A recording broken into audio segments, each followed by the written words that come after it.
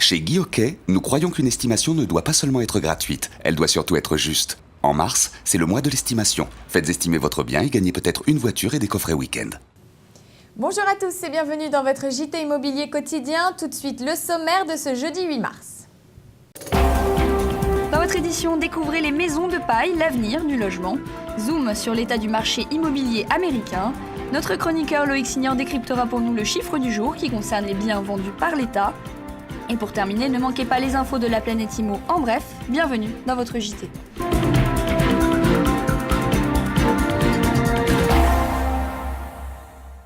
Et si la maison de l'avenir était en paille, nouveau concept, elle pourrait devenir une vraie demeure plus qu'économique. Quand construire une grande maison sans se mettre sur la paille, c'est un sujet signé Jen Amir. L'histoire des trois petits cochons est connue grâce aux contes traditionnels. On y voit différentes maisons construites en bois, en paille ou encore en briques. La maison en paille reste donc un mystère pour de nombreuses personnes qui doutent de sa viabilité. J'aurais trop peur des souris. Je suis habituée au confort. C'est pas chaud, c'est pas stable. Il faut que ça soit dans un endroit chaud, à moins que la maison soit très bien isolée. Je suis comme les trois petits cochons. La paille, ça s'envole et je préfère une maison en dur parce que ça reste.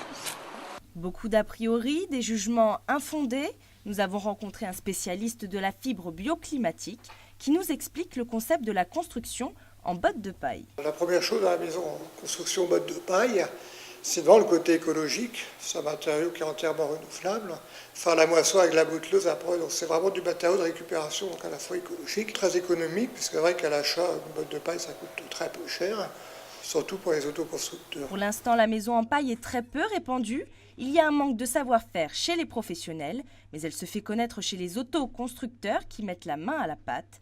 Le réseau français de la construction de paille prévoit des chantiers participatifs qui permettent bénévolement à des gens de se former et en même temps d'aider au chantier.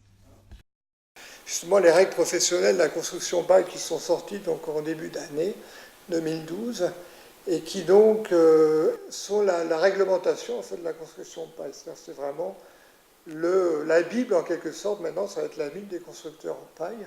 Pas de doute, une sécurité garantie, un isolement aux normes, une bonne idée pour construire une maison avec peu de moyens tout en respectant l'environnement.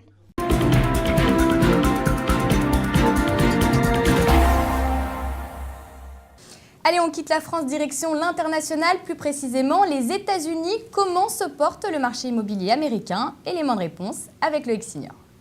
Le marché américain aurait-il retrouvé un nouveau souffle? C'est en tout cas ce que pensent les agents immobiliers américains. C'est notamment dans l'ancien que ce renouveau semble se constater. 4,3% d'augmentation en un mois, soit près de 5 millions de transactions. Mieux, les reventes de logements ont progressé sur 5 des 6 derniers mois.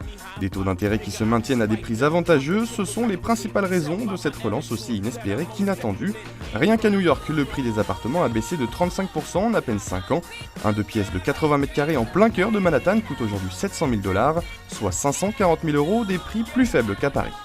Dans les autres villes, les plus fortes baisses ont été enregistrées à Atlanta, où les prix ont dégringolé d'un peu plus de 12%, mais aussi à Los Angeles et Chicago, où des baisses d'environ 8% ont été constatées. Autre bon point pour l'immobilier outre-Atlantique, sur un an, les promesses de vente ont bondi de 8%.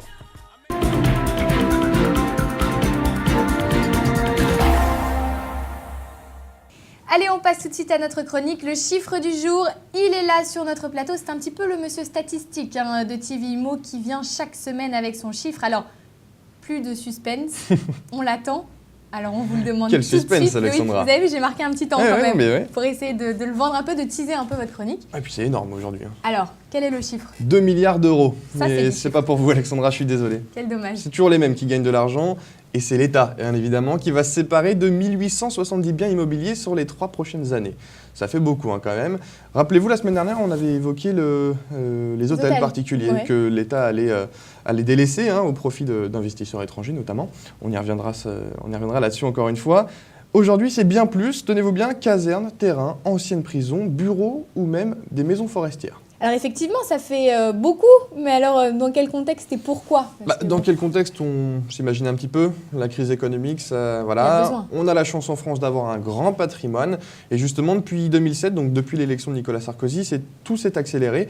3 milliards d'euros ont été récoltés depuis cette période, ce qui fait 1 milliard de plus par rapport à la période 2002-2006. Ce qui est déjà bien, mais alors, question existentielle, quand on vend, il y a un acheteur. Il faut bien un acheteur, alors c'est pas moi. C'est pas moi non plus. C'est pas vous Il y a non plus. aussi. C'est les gens qui ont un petit peu plus d'argent. Ce sont les villes, quand c'est pas trop cher, parce que voilà, les régions, mais surtout des investisseurs privés et même des États étrangers. On a un exemple tout récent avec l'État russe qui vient de racheter l'ancien siège de Météo France juste à côté de la Tour Eiffel pour près de 60 millions d'euros. Et pas mal, pour en faire quoi? Pour faire une église orthodoxe, voilà. Ah, chacun met l'argent où il veut. Voilà, ça a changé Après un petit tout. peu.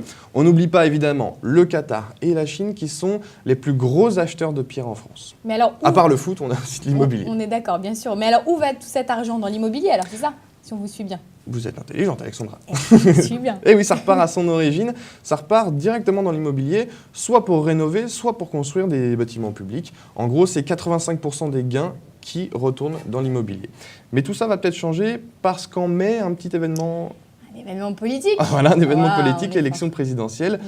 ça va peut-être changer la donne. En tout cas, si la gauche passe au pouvoir, Nicolas Sarkozy, quand lui, comme aujourd'hui, il préfère vendre, François Hollande, lui, va donner. Grand Va prince. offrir, grand prince, il va offrir aux communes, aux régions, les terrains qui appartiennent à l'État. Grand prince du Qatar. Du Qatar. Pourquoi pas? Grand prince français, en tout cas, Investisseur. François Hollande. Merci beaucoup, Loïc. Et donc, on se retrouve la semaine prochaine. On se retrouve avec plaisir. Merci.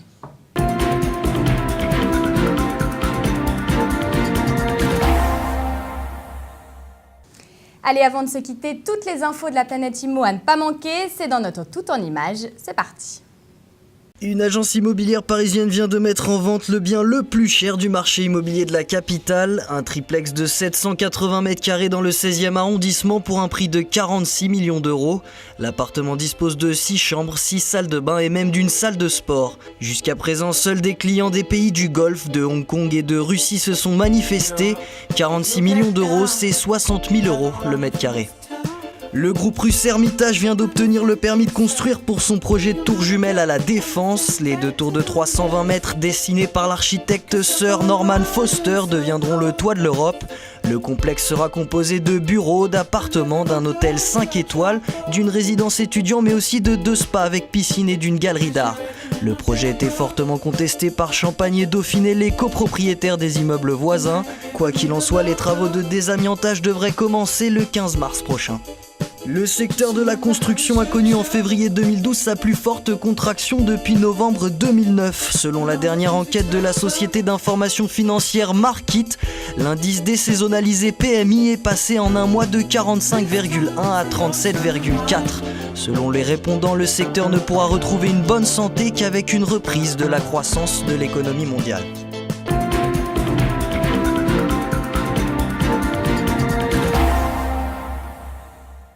Voilà, c'est la fin de votre journal. Merci de nous avoir suivis. N'oubliez pas que sur TV Immo, vous pouvez retrouver toutes les annonces de vente et de location du réseau Century 21, ainsi que toutes les informations et conseils concernant les notaires de France. Un autre rendez-vous très important surtout, n'oubliez pas le salon de l'immobilier qui se tiendra à Paris, porte de Versailles, du 29 mars au 1er avril. Alors en attendant ce rendez-vous, je vous propose de me retrouver comme tous les jours pour un nouveau journal demain, vendredi.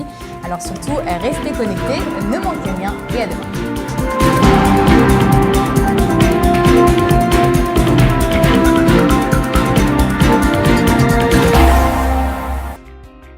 Du 29 mars au 1er avril 2012, Salon national de l'immobilier. Paris, porte de Versailles.